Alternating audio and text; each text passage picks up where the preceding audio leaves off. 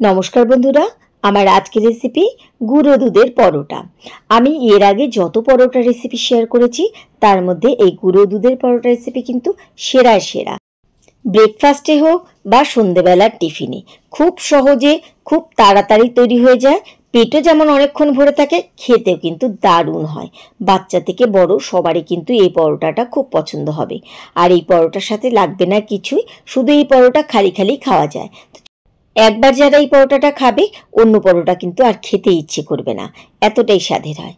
বাচ্চাদের টিফিনেও কিন্তু এটা বানিয়ে দিতে পারো, তারা কিন্তু চেটে পুটে খাবে।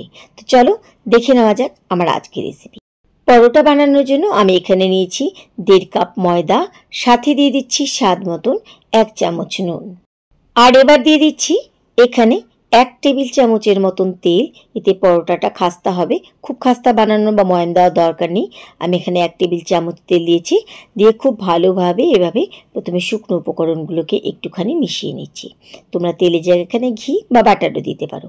এবার উষ্ণ একটু গরম জল দিয়ে ভালো করে এটাকে মেখে নিচ্ছি। একদম টাইট ডো না, একদম নরম ডো না, ঠিকঠাক একটা ডো আমাদেরকে মেখে রেডি করতে হবে। তো খুব ভালোভাবে আমি এখানে মেখে দিচ্ছি। আর মাখার পরে এটাকে রেস্টে রাখার দরকার নেই, সাথে বানিয়ে নিতে পারবে। তো একটু করে জল ঢেলে সুন্দর করে এই ময়দা মেখে নিচ্ছি।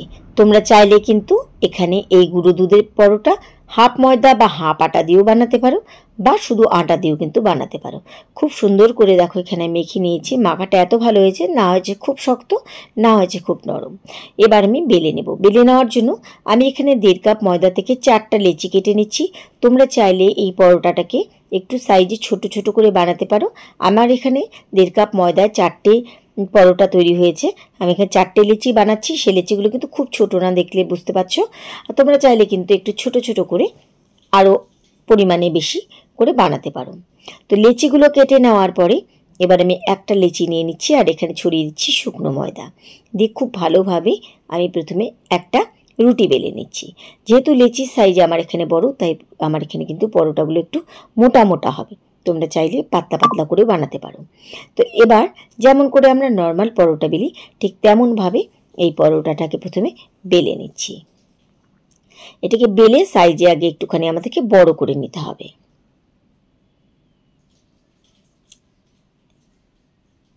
যতটা সুন্দর করে বেলা যায় আস্তে বেলে এটাকে আমি বড় করে নিলাম।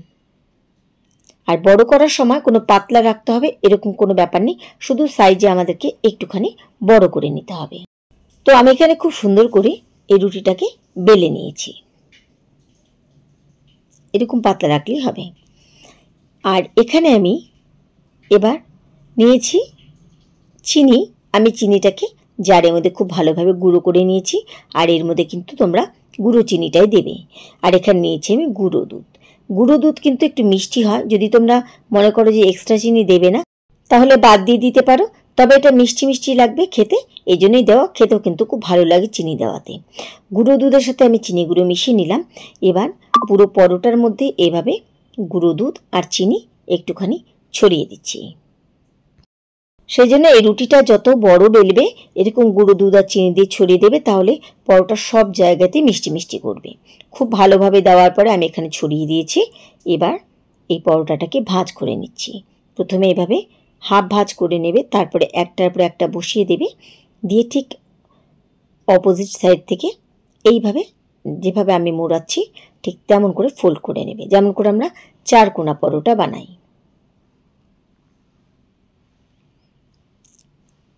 এবার চাইলে তোমরা একটুখানি তেল দিয়ে বেলতে পারো, তবে আমি কিন্তু শুকনো ময়দা দিয়ে আবার বেলে নিচ্ছি। এবার পরোটার সাইজটা তোমরা কেমন করবে সেভাবে কিন্তু তোমাদেরকে বেলতে হবে। তোমরা চাইলে একটু ছোট বা চাইলে বেলে লম্বা করে একটু বড় সাইজে বানিয়ে নিতে পারো। তো যেহেতু আমার এখানে লেচিটা বড় ছিল, তাই আমি এখানে বেলে এটাকে একটা মাঝারি সাইজের পরোটা শেপ দিচ্ছি। খুব সুন্দর করে আমি এখানে আস্তে করে বেলে নিলাম। গুঁড়ো চিনি দেওয়ার জন্য এখানে কিন্তু কোনো রকম ফেটে বেরোনোর ভয় নেই, তাই গোটা চিনি দেবে না, চেষ্টা করবে চিনিটা যেন গুঁড়ো করে দেওয়া হয়। আমার প্রত্যেকটা পরোটা কিন্তু বেলা হয়ে গেছে, একটাও কিন্তু ফেটে বেরোয়নি। আর সব জায়গাতে কি সুন্দরভাবে গুঁড়ো দুধ কিন্তু ছড়িয়ে গেছে। ভেজে নেওয়ার জন্য আমি গ্যাস ওভেনে ফ্রাই প্যান বসিয়েছি। প্যান একটুখানি গরম হয়ে গেলে প্রথমে দিয়ে দিলাম একটা পরোটা। এক পিঠ একটু সেঁকা হলে এটাকে উল্টে দিচ্ছি পরের পিঠ সেঁকে নেওয়ার জন্য। আস্তে আস্তে দেখো পরোটা কি সুন্দর ফোলা শুরু হয়ে গেছে। তেল ছাড়াই কিন্তু কি সুন্দরভাবে পরোটাগুলো ফুলছে। এবার ছড়িয়ে দিচ্ছি তেল। তেলের পরিমাণটা তোমরা ব্রাশ করে পরোটাটাকে ভাজতে পারো বা চামচে করে এভাবে দিতে পারো, পুরোপুরি তোমাদের ইচ্ছে। আর তেলের জায়গায় তোমরা চাইলে বাটার বা ঘি দিয়েও কিন্তু ভাজতে পারো। একটু সময় নিয়ে আস্তে আস্তে করে পরোটাটা চেপে চেপে ভাজবে, তাহলে সব দিকে পরোটা কিন্তু খুব সুন্দর করে ভাজা হবে। তো একটা পরোটা আমার খুব সুন্দর করে ভাজা হয়ে গেছে। দু পিঠে আমি একটু কড়া করে ভেজেছি, চাইলে তোমরা হালকা নরম করেও ভাজতে পারো। তো এবার আমি এই পরোটাটাকে তুলে নিচ্ছি। এবার এইভাবে আমি বাদ বাকি সব পরোটাগুলোকে এক এক করে ভেজে নিচ্ছি। জলখাবারে বা সন্ধেবেলার টিফিনে এই পরোটার জুড়ি নেই। চায়ের সাথে খাও বা শুধু শুধু খেতে কিন্তু দারুণ লাগে। তাহলে বন্ধুরা, যারা এখনও এরকম দুধ পরোটা খাওনি তারা কিন্তু বাড়িতে অবশ্যই একদিন এই পরোটাটাকে ট্রাই করো, খেয়ে দেখো, তোমাদেরও কিন্তু খুব ভালো লাগবে। তো এই ছিল আমার আজকের চটজলদি খিদে মেটানোর রেসিপি। আশা করি আমার আজকের রেসিপি তোমাদের ভালো লেগেছে। এই পরোটা দেখতে খাস্তা হলেও মুখে দিলে কিন্তু একদম মিলিয়ে যায়। তুমি এটাকে অনেকক্ষণ আগে বানিয়ে রেখে দিতে পারো, ঠিক এরকমই ভাবে। উপরটা যেমন খাস্তা লাগবে দেখতে, যখনই মুখে দেবে দেখবে মিলিয়ে গেছে। রেসিপি ভালো লাগলে রেসিপিতে লাইক করে দিও, আর সব বন্ধুদের সাথে কিন্তু শেয়ার করতে ভুলো না। তাহলে আজকের মতো সবাইকে ধন্যবাদ জানিয়ে এখানেই বিদায় নিচ্ছি। ফিরে আসবো আবার অন্য কোনো রেসিপির সাথে অন্য কোনো দিন। সেই পর্যন্ত সবাই খুব ভালো থেকো, সুস্থ থেকো।